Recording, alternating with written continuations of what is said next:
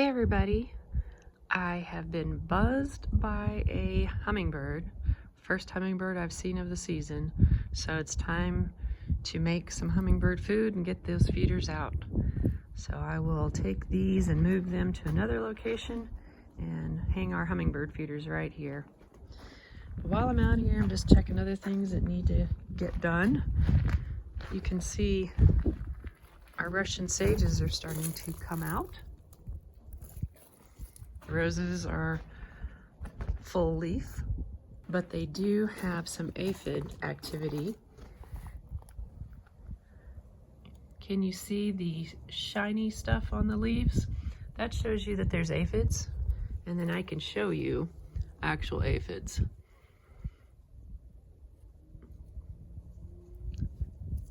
Look at that bud right there. See all those little white things? Those are aphids. So I am going to need to spray this, and I will do that later. It's actually starting to get windy. I don't want to do it when it's windy, but I noticed that both of these have aphids on them, and I noticed on my ebb-tide roses they have aphids, and they rarely get anything. These tend to get aphids, but the ebb-tides don't. So we've got that to do. Let's see. The temperatures are warming up enough at night. I think we've kind of gotten probably pretty much beyond our freeze. So I am going to later plant the cilantro and the thyme that I bought to put into this green stalk tower. So that'll be another thing I'll do. And there's one other task that I absolutely need to do today. I've been putting it off. And I will show you, it's over here. There's the ebb-tide roses. They've already started blooming. And you can see they have some aphid activity on them. See it on that one. I saw one just the other day that, there you go, you can see the shiny.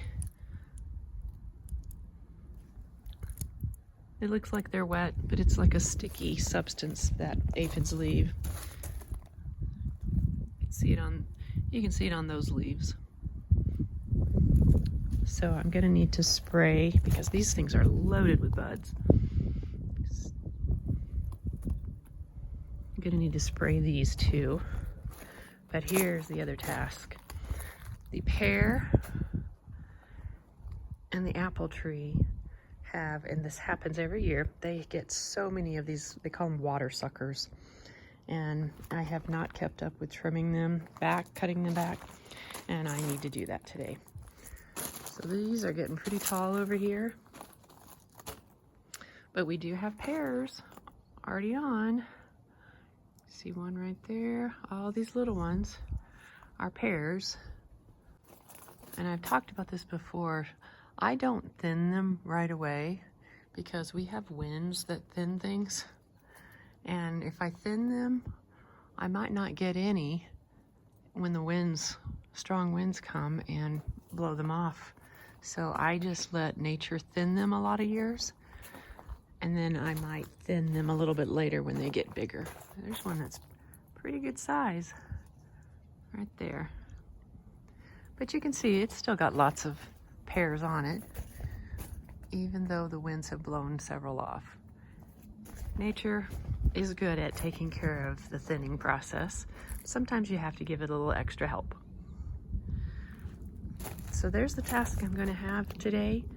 I do have something I need to take care of, so I will be doing that later today, but I'll bring you along when I work on all of those tasks. I've got one feeder ready for them. So here we go.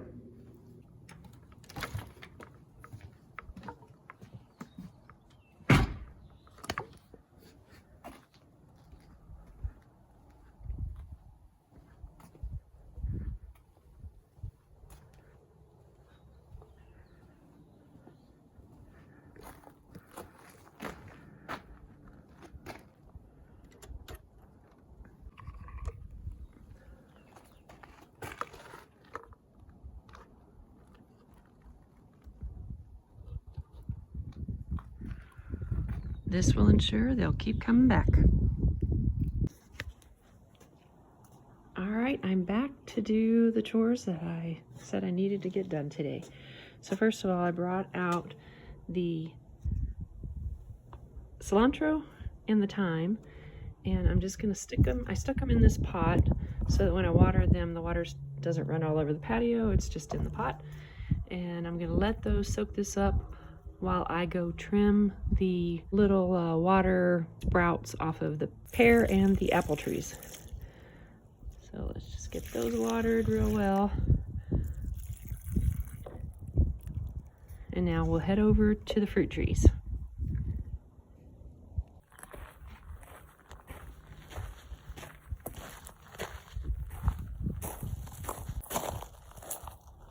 I'm going to tackle the pear tree first. You can see these are getting pretty large, so we're just going to tackle this first.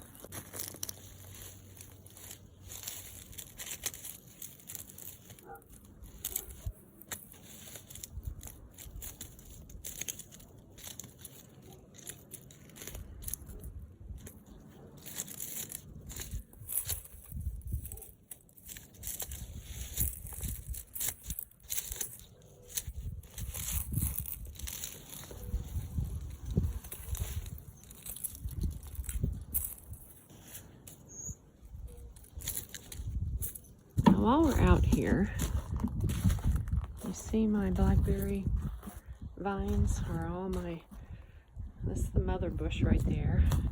And then I have all these shoots that I have created off of it. But there are some that won't bear any more fruit, and I just want to clean it up a little bit. So that's what I'm going to do. Like this branch right here, it is very old. It's not going to create any more fruit again. So one of the things that blackberries do is they, once they have had blackberries fruited on a stem, it's not going to have any more. So I can cut right there and clean it up a little bit. And I'm actually going to cut this big one off because it has nothing up here. It's not going to grow anymore. That's why I grew all these shoots off of it and stuck them into the ground so I'd have more vines going that direction. I want to show you something here. See this one? So it's got green on the end, not so much closer towards the mother plant. This right here is where it wants to root into the ground. Sorry, I'm not getting it focused very well. Oh, there it goes. So that wants to root into the ground.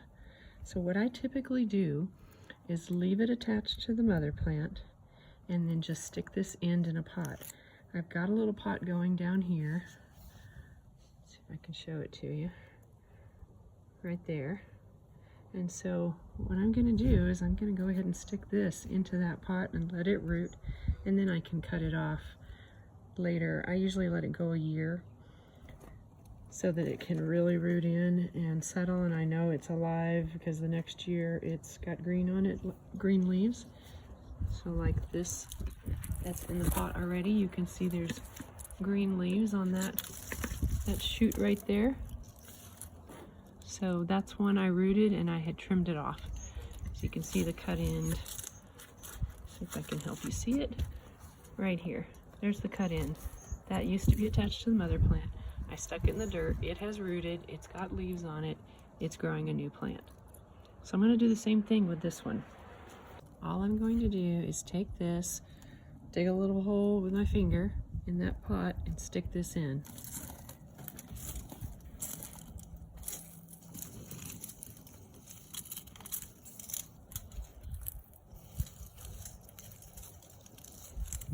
That's it. All I have to do now is water it. And I'll do that in a little bit. Okay, let's move on to our next task.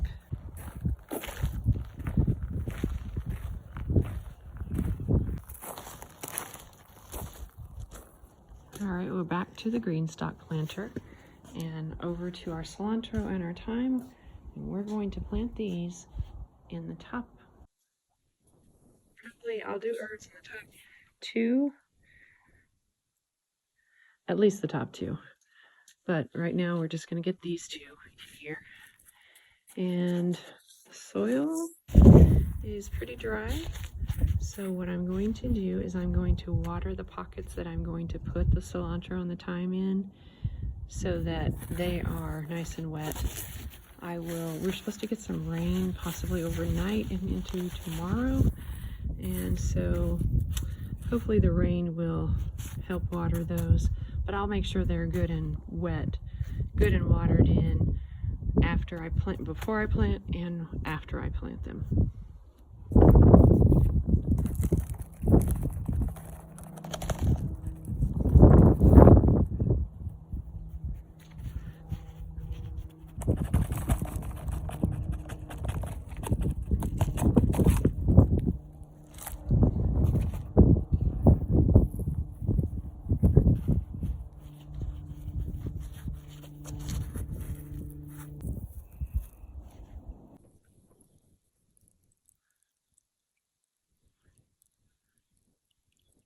Now here's our cilantro. It's much bigger than the other one. I think what I'm gonna do, because I think I can divide it. Yep. I'm gonna put this into two different pockets. This one over here will be in one, and this grouping will be in another. I'll come over here. I'm gonna put it in that pocket right there.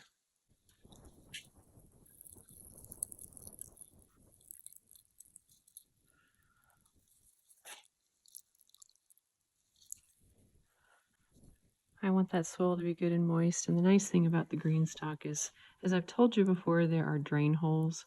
So even though that water looks like it's sitting, it won't sit for long. It'll be draining and it'll go down to the pots below. I just want that soil to be good and moist. I know they look a little droopy now. They'll pick back up. A lot of plants do that when you first plant them. And I'm just going to stick this in for good measure. This little label.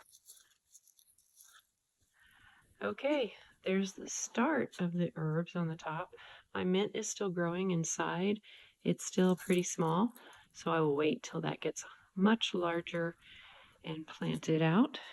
I don't think I've shown you, but my basil did not make it in the garage. You know, we had some really hot temperatures, and even though I was watering, it just didn't survive it in the garage, and so I'll just go buy some basil. I don't want to spend the time now to start some new seedlings, so I will have the basil in here. So I've got 3 more. There's 6 in here, so I have 3 more spots for herbs. The mint will go in one, probably just one, and basil will go in at least 2, but also I want probably to do this level in herbs also. I do have herbs growing in my garden, but some of them I think I'm going to divide and put in here too, like oregano. Let me go show you what my oregano looks like. Oregano is a perennial. It dies back and then comes back every year. My oregano in my vegetable garden has gotten really large for the space. So all of this, all the way around, is all oregano. So I think what I'm going to do is just dig up some of these plants. I'm not going to do that today. I'll do it another day, but I'm going to dig up some of these plants that are on this edge and kind of start getting this to only come back to the left and not start taking over this other part of the garden. And so I'll just grow that in the green stock a little bit later. The other thing that I have a lot of, and it's reseeded itself, well, other than parsley, I let the parsley go. I'm not going to try growing parsley in the green stock this year, but I have lemon balm, and lemon balm reseeds itself every year, and I can say that confidently because here's where I planted it a couple of years ago, maybe 3 years ago. And let me show you all the way over here. There's another bunch growing. So I think I'm going to dig this up and put this one into the green stock. And I can actually do that today. But I might just wait and hold off and do all of these transplants another day. So I'll do the lemon balm and the oregano, and I'll show you I've got lemon balm in some other places too. So it's back here too. So it grows really well and it reseeds itself. See, the other thing I have out here is chamomile. It reseeds itself, and I don't know where it's going to pop up every year, but this year it's right here. I actually put some in a pot last year and it's growing. I'll show you that in a second. So herbs, if you want an herb garden, super easy. I usually put my basil plants out here. I might still get another one and put it out here, but I really think I want to just do basil in the green stock over there. So I'll probably just let things go over here. Let the parsley take over like it always does, and just transplant the 2 lemon balm and oregano into that green stock. Okay, the other thing that I was going to do today, and I think I'm going to hold off simply because it's going to rain overnight and possibly tomorrow. I don't want to spray the stuff to get rid of the aphids, like those aphids right there, because if I spray them tonight, it's just going to get washed off. So I think I'm going to wait on that task until we get through the rainy period, and I don't think we're going to get a lot of rain. I think it's going to be minimal. This will be fine for a little while, and then I'll take care of it. So let's see, what was the other task that I wanted to do? I think that was the only ones that I talked about doing, but I see something else over here that I want to take care of. Let me get my trusty clippers here. As I mentioned when I planted these coreopsis, it's very beneficial to keep them deadheaded. This plant doesn't need any deadheading. You can see how beautiful it looks. Actually, I can't tell. That one looks like it's spent, but I'm going to leave it there for a little bit and make sure it really is. But this over here, I think I saw one that needs to be deadheaded. Yeah, this one right here. I could leave it on for a little longer, but there's no reason to. I'm just going to snip that off. And I think that's the only one. Look how many blooms on it. And it's just doing great. And I love, as I said, I love these with the blue. I just think the contrast looks so pretty. So that's going to be it for today. And I will bring you along when I dig up the oregano and the lemon balm and transplant them into the green stock. I hope this has been enjoyable and helpful. Thanks for watching. Have a great day.